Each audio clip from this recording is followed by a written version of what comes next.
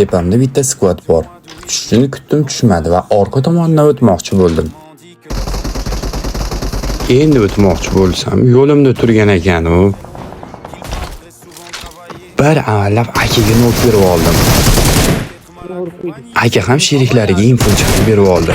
Men ham Manba opadek qochishga qaror qildim.